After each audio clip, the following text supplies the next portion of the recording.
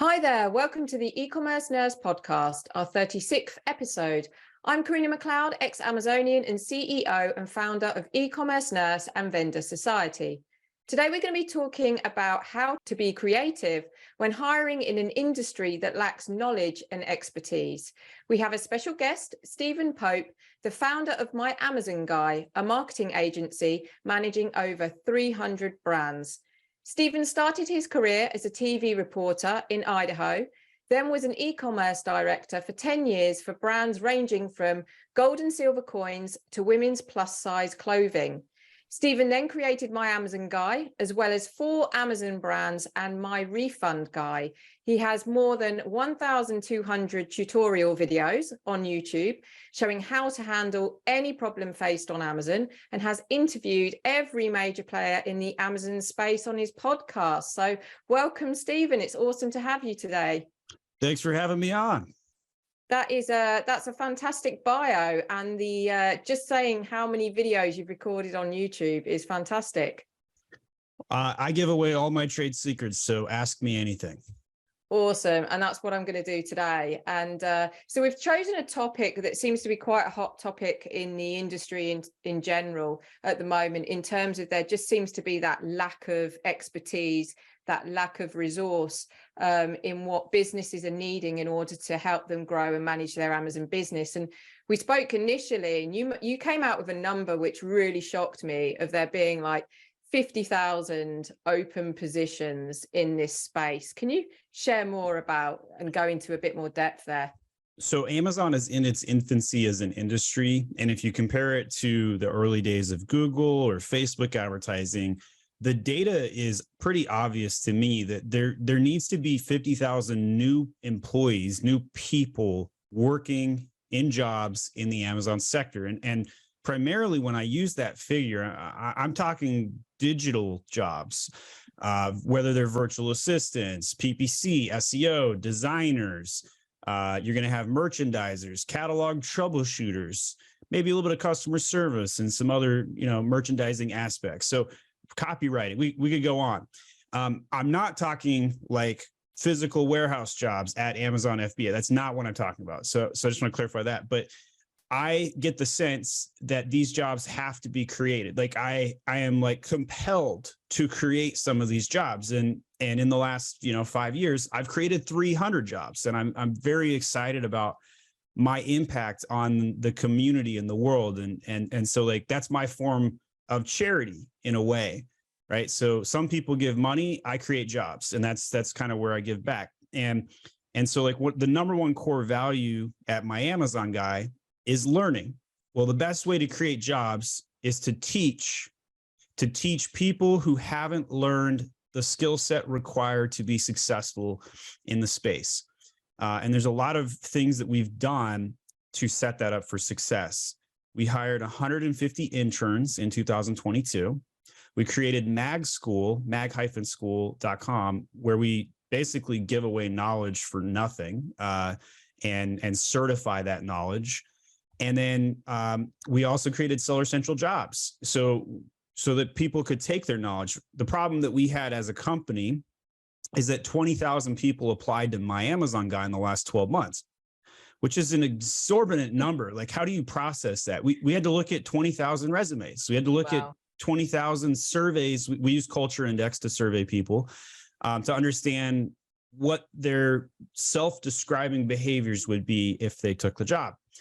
And so I'm like, well, I can't hire 20,000 people yet. I want to hire them all, but I can't. So the next best thing was to help them find jobs, help them certify their knowledge, help them point them in the right direction. So when I talk about wanting to fill those 50,000 jobs, like that is my vision, is to basically help anybody in the world with a computer learn to sell on Amazon. And that includes brand owners who actually physically own the brands. And it also includes the employees that help run those brands. That's awesome. And I love that, because you're very clear on your vision, but you're also very clear on your values there. And that always, is something so fundamental that a lot of business people forget about. And it all sort of ties into that learning aspect. And we are seeing that. We're seeing people in the industry that are saying that they are certified and everything, which I think is really sort of testament there in terms of what you're creating. So if we start with the part about the interns, so you mentioned about hiring 150 interns. And we've always had these discussions internally about how we be creative. How do you even approach that? I mean, that's a big number, but I'm guessing, how do you start to even kind of go down that avenue of working with interns? Well, the first thing you have to do is you got to put a big, hairy, audacious goal on paper. Right. And so what happened is like early in 2022, I sat down with my HR team and said, hey, we're going to hire 100 interns.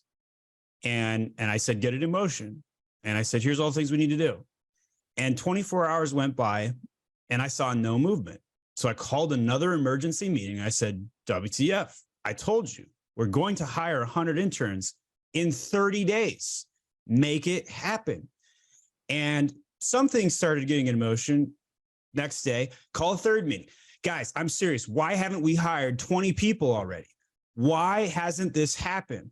And I said, here is what needs to happen. Well, by the fourth day, the meeting didn't need to be called, right? But that's what it takes sometimes to kick off a big, hairy, audacious goal, right? Like you have to like really get in there with the team and emphasize like what needs to happen and why. And so we had to hire people to hire people. We had to create a system on how to train those people. Mag School was born out of necessity, right? Like as a company, we have probably close to 1,000 SOPs, standard operating procedures. It sounds like an absurd number, but it's not enough, in my opinion.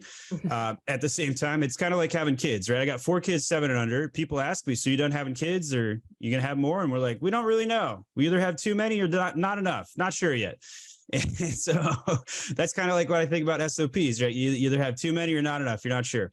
But in any case, I sat down with the team and I explained the vision, and then I made sure it happened. And I got to tell you, we hit the 100 in 21 days. It happened. It really did happen. And so we had to look at things we never looked at before. We had to hire people who had zero information about what it takes to be a virtual assistant. They had never done it before. Most of our interns did come from the Philippines. We also hired a handful in Pakistan and about 12 to 15 in the United States. And culturally speaking, whether they're diversely located geographically and around the world, it didn't matter to me, location. I hire based on competency. And competency has an element of commonality. When you hire competent people, it attracts other competent people. And so people who are competent tend to act similarly, or they tend to act in a way that makes sense for your business. Now, in addition to that, that's just like the first lens. So if you're, if you were like trying to put on color lenses one at a time, and let's say your eyeball was colorblind, well, that was just like lens 1. Now we can see in blue, right? To put in the additional lenses, get some cyan going in there, get some yellow going in there, whatever it might take to see in full color here. We had to use systems like Culture Index. So Culture Index is a well-known property to ask people 2 questions, and in less than 8 minutes, you have an understanding of the answer to those 2 questions. The first question essentially is, how do you view yourself? And the second question is, how do you view your job and your current job typically? And so by answering these questions and you select a bunch of words, we pretty much know whether you're an introvert or an extrovert. We know whether you're highly driven or a team player. We know if you're impatient, also known as eagerness or intensity. I actually had to rebrand a core value in the last year. I actually had a core value called impatience. People hated it. And so I ran a CEO campaign, as I like to call it, right? Like I wanted people to embed that core value, but I had to rebrand it. So now we call it eagerness. But the Culture Index does specifically label as impatience. Anyway, so impatience versus patience. And then finally, detail orientation versus big picture thinker. And in an agency world, what my culture needed to consist a lot of was strategic, deductive problem solvers who could deliver accurate deliverables nonstop. That was the culture that I wanted to build. So now I've got my profile of what I generally need in most of my positions. Now we deviate per position, we customize per role and what's needed. Obviously, I want a hyper perfectionist, detail oriented person running finances for me, right? Obviously. Yeah. And I probably want a friendly person who's on the phone with my clients, right? And friendly doesn't necessarily mean extroverted, but it definitely doesn't mean hyper introverted. In any case, so we figure out these profiles, we figure out what needs to be done. Then we had to tell everybody in the communities, like, we're hiring a crap ton of interns. We're hiring a roost of intellectual people who can come in and roll up their sleeves and help us accomplish the mission. If I hadn't have hired those 100 interns in 30 days, 150 interns over the course of the last 8 months or so, we would not have been able to double the size of the company because I couldn't go poach from another Amazon agency. The talent simply does not exist. There are not enough people to fill the needs of the sector. So that's the inherency. That's the why. And that's how we started to go about grappling with the solution. That's really interesting, because again, you've referred back to core values. Been doing a lot of work on that and the whole culture, because that's what the business then builds on, and then it's kind of like this environment that then people just like grow out of, in terms of that cultural aspect as well, which is really interesting, and those values. So you've hired all of these interns. It would not have been possible without doing that. Like, can you imagine the chaos if we brought in a bunch of people that completely had different opposing views? Like, we would have been rowing in 17 different directions. So it had to have been done that way. Yeah. And that's great. And that's amazing that you did that in 21 days. So you've got all, and how did you, so you didn't have the clients at that point? Are you kind of like being proactive, I guess, here with resource and ready to go and get the clients, or did you have that business there? Because that's quite a fundamental jump, right, in terms of resource. So the business at My Amazon Guy has always been an incline. There's never been a pause. There's never been a time to catch breath. And so we were accelerating that growth and that pace. And so I saw the inevitability of what had to be done, and I saw it in advance. And so it wasn't like I just hired 100 interns and then said, cool, go manage 100 accounts. Like, that wasn't how it happened. And of course, there were a portion of my clients or my brands that were just like, what the frick is going on? Like, because they saw the social posts. Like, this wasn't a secret. This wasn't a surprise. Everybody knew what I was trying to accomplish who was remotely connected or involved. But obviously those interns had to be trained before they were deployed, right? So that took time. But one of the core things that I did to make sure it happened quickly is I specialized roles. So I had the merchandising department set up calls with me, and I said, cool, right now today you have X number of people doing all of the things inside of search engine optimization. This has to completely change. Instead, I want to divide how we do SEO, which is one of the things that we like to claim we're one of the best in the world at, is Amazon SEO. We're going to divide this into 20 parts. And everybody was looking at me with like, how do you do that? And I said, cool. So we have 4 phases of SEO, right? And they're like, yeah, okay. So we've already divided it in 4. That was easy. And then everybody's like, okay, yeah, okay, nodding their heads. I get it. Okay, cool. Now we got to divide those into 5 parts each. And they were looking at me like, how? And I said, part 1A, part 1B, part 1C.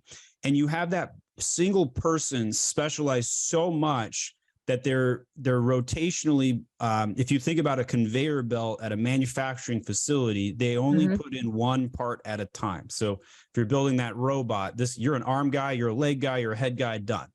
Right. And that's how we did it. And I got them online very rapidly because of that. Now, of course, you cross-train parts and you move people around to where they're best and specialized. And that stuff takes time to sort out and whatnot. But we basically built a conveyor belt of functionality in less than a month, and it functioned quite well. In fact, the performance of my company skyrocketed. It went super up. It went up so much that I was like, okay, so if you hire 100 interns, you could do a lot of things. And I'm like, this is really interesting. And then so with that in mind, I was like, okay, now I can go hire more people in sales, which historically I hadn't done. I had grown my company well over 2x for 3.5 years in a row. Each year, I've got a sign behind me. We were on the Inc. 5,000 fastest growing companies. We were ranked number 334. And that was for the year before the hiring of the interns, for perspective. And we're going to double again in the next 12 months. In fact, we just had a record October in sales for acquisitions, new to file brands joining my Amazon guy. Meanwhile, we have companies like IdeoClix that just completely shuttered its business with no notice and fired all their clients just like that. So like there's tons of things happening in the sector, and a lot of companies are going to falter. A lot of companies are going to go under. We're still seeing record growth, even still after all the things that we've done. So like, I feel like I'm just getting started. So I'm in an industry that's an infant, which we set up the inherency of like how we got to build 50,000 jobs. If we compare to where the Facebook and the Google agencies ended up, there was a bunch of mergers, acquisitions, et cetera. And then you'd see these super 10,000 person agencies. Yep. That doesn't exist in our business yet. That doesn't exist in the Amazon sector. So I know where we end up. I know where we're going. That's going to happen. Whether my Amazon guy is one of those 10,000 person agencies is yet to be determined. But the way that I'm going to do it might be unusual if I pull that off. I'm not going to buy another agency. I'm going to do it completely through self-growth. And that's because when you buy another agency, you have to merge cultures and one has to die. And the culture that I've built has never been done before. And so when you're the big dog in a sector, you are solving problems that have never been solved before. And it's lots of fun, but it's exhausting. And so you have to find the right people that are comfortable with that. So like, we survey our employees nonstop. We talk to them. We get feedback. I'm like, I'm talking to the newest hired people. Hey, how can we improve the system? Where's your biggest pain point? And then I roll up my sleeves and I go in and I system build. So what I have successfully done is build a system, and that system is franchisable. It's replicatable. We're also investing to become a SaaS company, so some tech software. So basically combining everything you need to run an Amazon agency. And what I'll do is I'll end up selling that to my competitors in 2023, right? So like I have all of these things that are going to line up vertical control style to support the mission. So I know I've monologued here and kind of rambled, but it's been a lot of fun so far.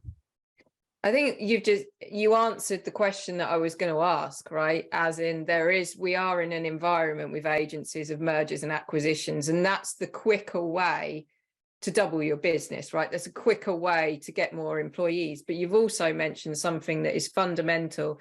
And we even see this because we get asked that question. Are you interested in being acquired, et cetera, et cetera? And the culture piece. Sorry? Yeah, every 3 days I get one of those contact points.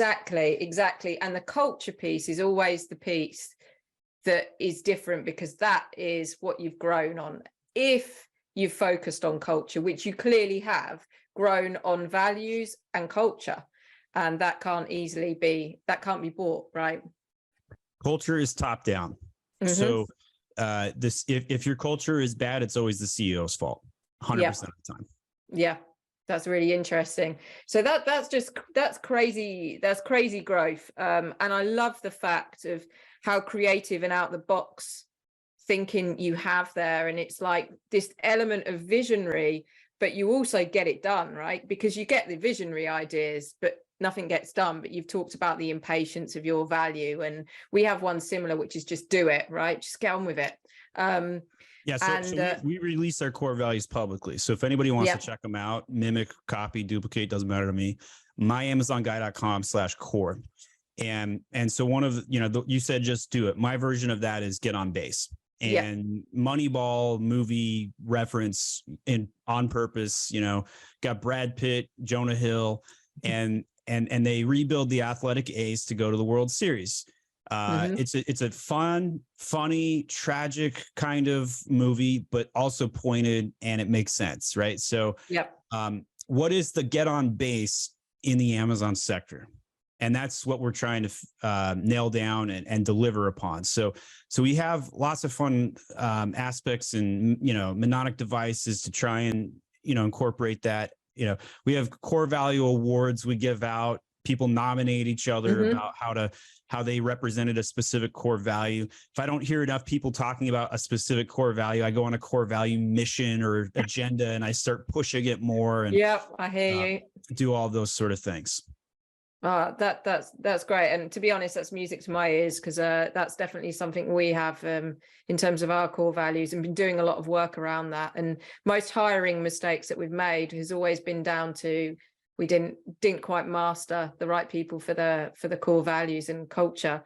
You've talked about MAG in terms of my Amazon Guide School, and I guess you as you say you built it out of necessity, but now that's gone on to you've said about you're quite happy to share your trade secrets, so that's gone on to something completely that's grown from your original idea, right, of supporting internal teams. Talk to me a little bit more about that. So what are you interested to learn about? I guess where that direction is, because you're growing this agency, but what you're also doing, you're growing your own agency, you're growing in the industry, right? You're growing people that don't necessarily have to be working for a My Amazon Guy. Correct. Because they can come onto My Amazon Guy School and certify themselves and go and work for another agency. Yes, and I'm completely happy with that. Yeah, because when you're on a movement or a mission, you're going to grow faster than you can keep up with if it snowballs in a way which we're seeking to do, right? Like I want to solve the industry's biggest problems. I want to like Amazon sellers are mistreated, abused, and laughably having to solve things that Amazon should just have automatically fixed, right? Yeah. So like if you're an Amazon seller, you have been abused by the system. Now, granted, Amazon's a blessing, right? Like they set up FBA, they do all these things for my brand. They make me be able to, it's the greatest wealth transfer in the last 20 years is Amazon. No question about it. I'm very bullish about selling on the Amazon platform, but I'm also a dog that bites the hand that feeds it nonstop. I call out Amazon's bull because it's bad. It's really, really bad. And I know the bull because I'm an Amazon seller myself. I experience it. I can't change my title. My images don't reflect. Amazon changed something on me. They yanked my listing. They banned my product from ads because it has the word drinking on it. Like all of these are real events, every single one of those. I have a hot sauce bottle I keep on my desk to remind me about my infallibility, about predicting how Amazon is incompetent, right? Like I shipped it. I paid 1,000. I paid to have 1,000 of these 5-pound hot sauce bottles, which I'm holding in my hand. I paid money to get the packaging correct, the label, it looks great. And I said, oh, I'll just ship a pallet of these into Amazon and I'll pay them to do the prep work. Little did I know that after they bubble wrapped my 5-pound glass bottles of hot sauce, that they would ship it out in padded envelopes. Like what, how does that happen? How does the system that is built billions of dollars, that is half the economy, do something so incompetent? Yeah. Of course, the day I launched my brand, the day I launched my Momster hot sauce was one of the worst days I've ever felt as an Amazon seller. And I started getting the pictures. Hey, Steven, did you know that they ship it out in padded envelopes? Here's a picture of my glass shards and sauce that's everywhere. Hey, Steven, my mailbox is now covered in hot sauce. Thank you for that. Like just on and on and on. And then I contact Amazon. I'm like, what the frick? Can you please ship this in a box? And they're like, no, we're not going to do that. I paid you for the prep work, Amazon. You literally, like, you're misleading me. Like, how is this? Well, sir, your item fits in a padded envelope. We're going to continue to do that. Okay, Amazon, is this in the consumer's best interest? Well, of course not. Of course not. Yeah. So I ended up that Christmas giving away a lot of hot sauce to a lot of my clients. and I figured out a trick that if you at least put it in if you order for multi-channel fulfillment, they'll put it in a box at that point. So a lot of people got hot sauce that Christmas. And the next Christmas that rolled around, I got like, I kid you not, 100 messages. Steven, are you sending out hot sauce again for Christmas? And I was like, frick, I should have reordered this. because I discontinued it and I gave up. I was like, I can't deal with this. Yeah. Oh my goodness. But then that shows here, you're not only building that agency, you're coming from that background where you've experienced everything hands-on as well, right? So it's not, you've been a seller and you've gone through the pain that you're then almost empathizing and supporting those other sellers that are going through right now. Not almost. I am. I feel it. Like I understand it. Like I understand every single pain point myself. And a lot of the video content I make is from me just being frustrated. Like, I cannot believe Amazon did this. Like, this is ridiculous. Yeah. You're forcing us to change UPC codes, but you won't actually give us a pathway to do so. Buy GS1 codes. You cannot change UPC codes. Buy UPC codes, but you cannot change them. So what am I supposed to do, Amazon? You had 2 years. You announced this 2 years ago that you were going to force GS1, but you didn't create a portal where I go in and say old and new UPC codes submit, and here's my certificate. Yeah. Nope, that doesn't exist. Good luck, sellers. Have fun with that. Let me just randomly yank. You get a yank. You get a yank. I'm Oprah over here giving yanks out. That's Amazon. Yeah. Right? But now, having said all that, it's never been a better time to sell on the platform. Yeah. There's so many benefits to the Amazon platform, the market demand, the ability to reach consumers in a way you can launch a brand from scratch, go to market and be successful in under 6 weeks. I didn't say, I used the word successful. I didn't say draw a profit. I said, be successful because you can sell 1,000 units in six weeks from launching it. When in 2020, I launched a mom box, actually it was 2021, a mom box that had soap, it had a tumbler and a bunch of other fun things in it. And I sold $144,000 USD in 30 days from the time it launched going into Mother's Day. Wow. And I spent $11,000 on ads. 6,000 of that was spent on one specific keyword, broad match, gifts for mom. The day before Mother's Day, I was organically ranked #1 for gifts for mom. I indexed 4,000 keywords in under 2 weeks. So, and by the way, I didn't use any external traffic. I didn't use any black hat tactics. I only had a single product review. Yep. And I didn't use Vine. I didn't use all of these other programs that Amazon's always pushing on sellers. I just did the basics. The basics are PPC and SEO to drive traffic, and design and merchandising to convert the consumer. Definitely. Simple as that. Build traffic, grow conversion. And how do you manage that? So you've got this real extensive knowledge, yet you are the CEO of My Amazon Guy, where you have a large number of employees. So how do you deal with that in terms of you're managing the managing? Where do I spend my time? Yes. Basically, yeah, because you can be in or on the business, right? Because people are going to want to tap into your knowledge, yet you're still this visionary guy in terms of your ideas of growing the company. Yeah. So for those EOS members out there following Traction, I am both the visionary and the integrator.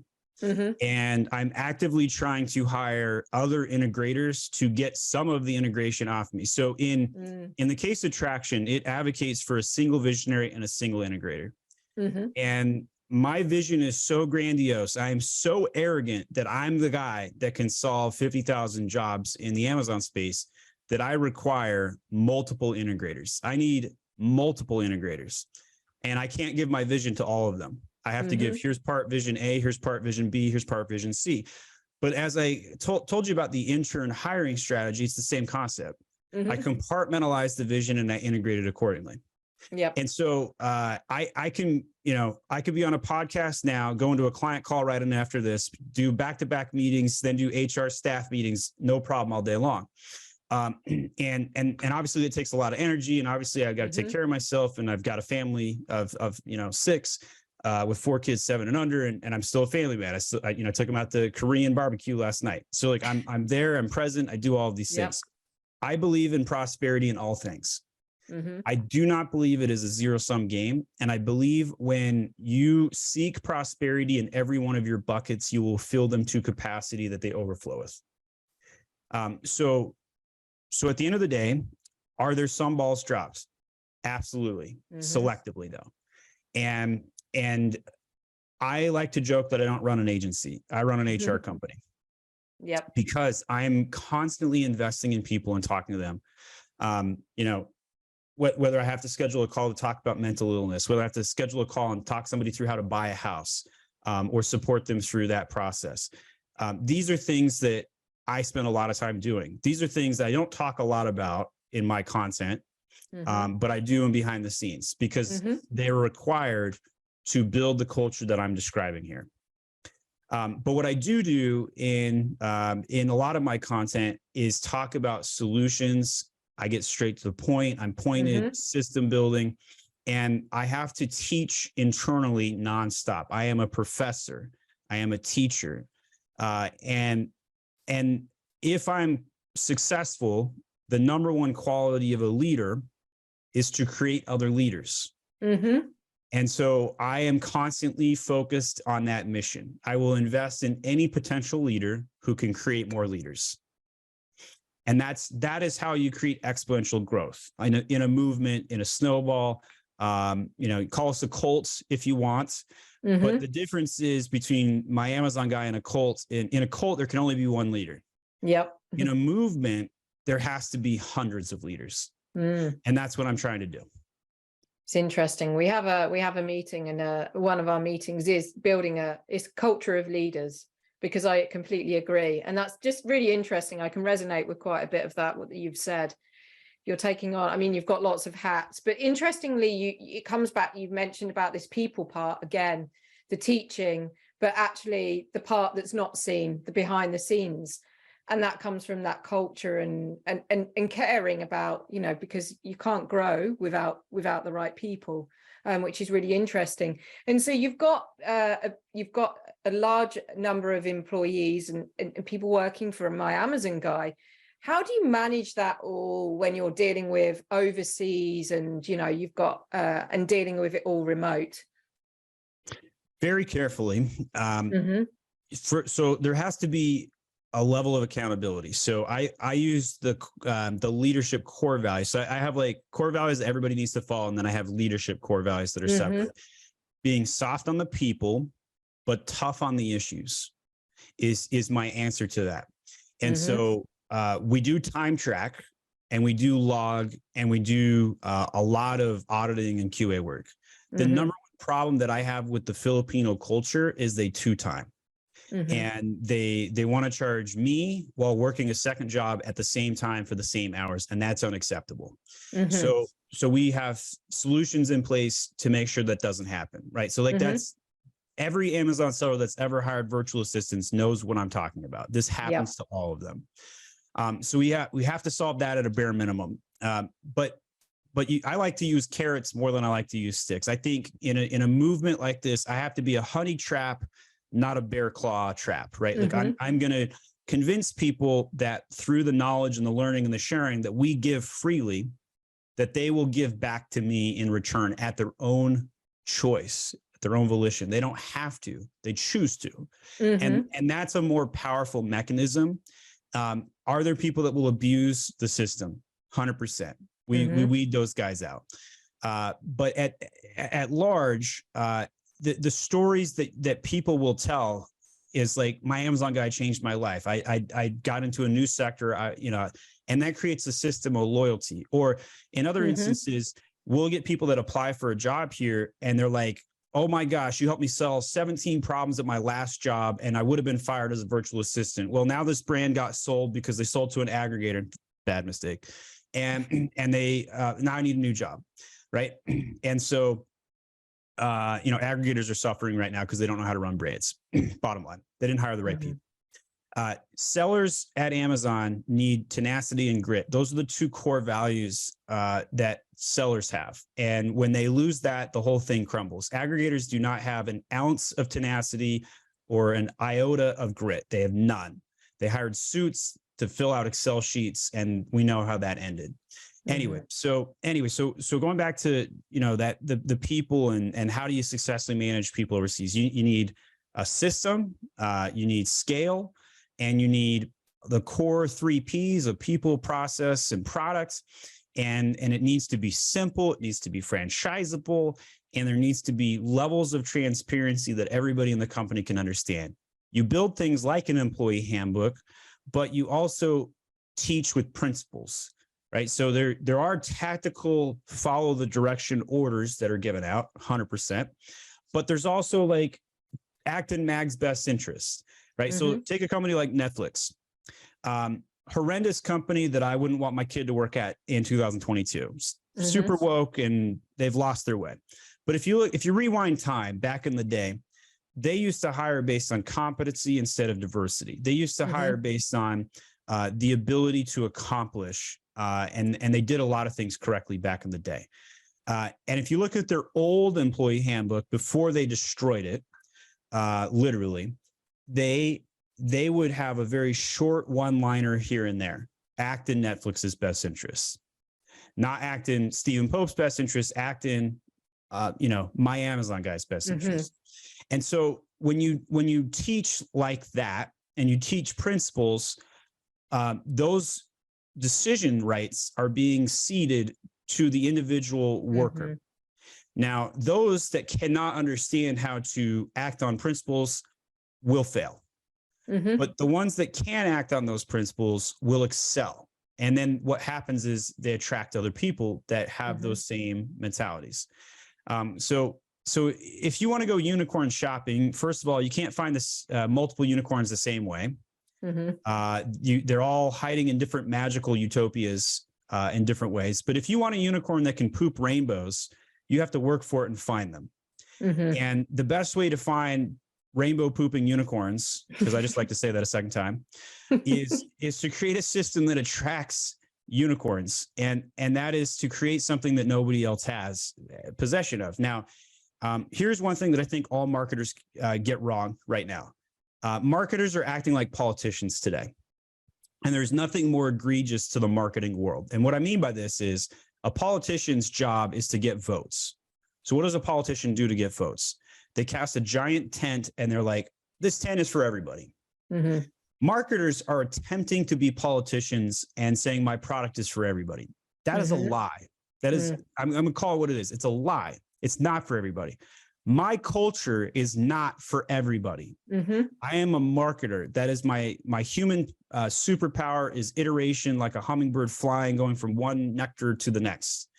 And I know that what I have created, the nectar, as sweet as it is and as delicate, as great as I think it is revolting to some other people. It is cancerous, toxic poison to other individuals. And that, guess what? That's working as intended. The culture needs to both attract and repel different sets of people. It needs to be polarizing. It needs to be a smaller tent to attract the right people. So in marketing, if I was selling a product, I don't just say it's everybody that has teeth. That's a politician speaking. No, my product is for 3-time divorced truck drivers. And this product, when you show up and there's a group full of 100 3-time divorced truck drivers standing next to each other, you know what they do? They build a community. They feel at home. They know this product is for them. And that's what you need to do in a business, whether you're an agency, whether you're a product brand, or anywhere in between. You need to build a community where they feel at home. And that's everything that we've done at My Amazon Guy is to hire for that homality, I guess. That's awesome. I'm loving everything you're saying, and completely, that community aspect. And it really seems that you're very clear as well in terms of that direction in which you're going, which is great. And I found it really interesting. And some of the things that you're saying is just giving me light bulb moments, just hearing you speak, which is fantastic. Thank you for the compliments. Sorry. Thank you for the compliment. Thank you. And so if we've got, we'll have a number of different listeners, but let's say we've got some listeners that are ready to make that next step and make a new hire, what would be that one tip that you would give our listeners? BANT, budget, authority, need, and timeline. Mm-hmm. You need to know what you want, Mm-hmm. right? So what kind of unicorn do you want? Do you want a white unicorn, or do you want a white and black unicorn? Do you want some purple in their hair? Like, how big is the horn? Are they evil unicorns? Are they good unicorns? Do you want a mercenary or a missionary? Right? Like, all kinds of ways that you could slice and dice this. But at the end of the day, is it on freaking paper? What do you want? Yeah. Right now, once you have it on paper, cool. Is the market going to give you what you want? Only way to find that out is to post a job and take interviews and find out. I do think, though, that interviews are misused as well. Just like I criticize marketers being politicians, I'm going to criticize interviewers treating it like a social game. Extroverts, which make up 55% of the world, the other 45 being introverts, are better interviewers. And so the introverts often, in my culture, make a better culture fit. And so we don't judge how people communicate in our interviews. We use interviews as a confirmation of what we've already decided prior to getting on the phone. All of our hiring decision is made prior to getting on the first interview. We already know on paper, we've mathematically come to the conclusion of whether it's a good fit. The interview is to confirm what we already believe. And that's what the interview should be done for. So if I want to hire somebody with high drive, for example, somebody that's like, they are so driven that they're light years ahead of the rest of the world on trying to obtain what they want. I would ask them simply on an interview, what do you want? And they will tell me. Yeah. And then the interview becomes about, cool, you want X and I want Y. Let's make a trade. And that's a transactional relationship that works for that particular type of person. But if I'm hiring a team player who's an extrovert, that question they will look at you on camera and be like, what do you mean? What do I want? They don't know how to answer that question. Yeah. Right? But I know what they want just from the data. They want a community and they want to be socially accepted, right? And you can create that if that's the community that you want to build, right? So knowing what makes somebody tick, their psychology, dictates how the interview should go. And we hire for strategic communication. So if you're in a client-facing role, you have to be able to have clean articulation, right? Yeah. Extroverts do better on that typically. So that particular type of role will probably err a tiny bit that direction, or at least a friendly introvert. But in an analyst role, I will never hire an extrovert. Yeah. Because that dude would be in loads of pain. He'd be in hell trying to look at spreadsheets all day if they couldn't talk to a human being. Yeah. Yeah. Right. So understanding what you want, step one, understanding who you want, step two, and then use the interview to just confirm, yep, this is what I want. Yep, this is who I want. Check, hire. Then make the offer, get them in-house, and then make sure that you have an SLA, a service level agreement. So you got a job description. That's cool. You don't want to reveal all of your things in the job description. You don't want to necessarily tell them you're switching from platform A to platform B and you want experience in platform A or B. I mean, maybe unless you're going like a IT hire for JavaScript or whatever, maybe. But for most positions, you're pretty generic in your job description and whatnot. So when you do the hire, you need an SLA. That SLA needs to be granular. I need these things done on X basis. I need this done on a daily basis, this on a weekly basis. Here's how to do your job. And then you hand it to them. And one of the mistakes a lot of people make is like, oh, let me create video to train people on how to do the work. Well, the problem with video is you can't go back and edit it. So in the case of SLAs, it needs to be granular, written, screenshots, arrows, links, editing, all that good stuff, so that you can keep a living Bible document. And then most importantly, go back and frickin' review it a month later. Go back and say, what adjustments need to be made? Here are questions you should ask your employees all the time. Here are questions you should also ask your clients and your customers all the time. What is something that we should stop doing? What is something we should start doing?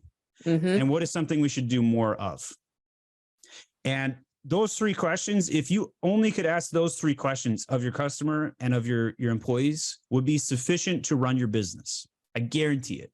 The data, although qualitative in this case, is going to propel you to solve those problems that will come out, right? Yeah. When you sell a product, you don't actually sell a product. You sell an experience. Right? Like if I'm selling toothpaste, I'm not selling toothpaste, I'm selling cavity prevention experience. I don't want to be in the dental chair getting my tooth drilled out. Yeah. Right? Or I'm selling good breath, right, as an experience. So understanding that psychology, that marketing of what each thing is and what it's supposed to do, and then solving for it is like the utopia of life. Yeah, that's awesome. Great. I mean, that's super useful. So for anyone listening today and that is looking or expanding, I guess there's a number of people that might be listening, scaling their business, bringing on more resource or making those new hires. Hopefully today you've really been able to get some insights from Stephen today in his experience, which I found really, really interesting. So thank you so much, Stephen, for coming on today and sharing your experiences, insights and everything. It has been super insightful. Thanks for having me on. Hopefully as an e-commerce nurse, this checkup has gone well. Yes, it definitely has. Thank you for your assistance. And for those that want to know more, My Amazon Guy is a full service Amazon agency based in Atlanta, Georgia, and they growth hack sales through traffic and conversion improvements, PPC, SEO, design, catalog merchandising, and more, all in-house. So if you want to know more about how they can help you grow on Amazon, go to myamazonguy.com. And I think do you want to add at all any more to that? Well, thank you guys for listening. If you guys ever have a question or need help, leave a comment on one of my YouTube videos. Helps with the algorithm. You can find us on youtube.com/myamazonguy. We do live Q&A every week. Fantastic. Thank you so much once again, Stephen. And thank you everyone for listening.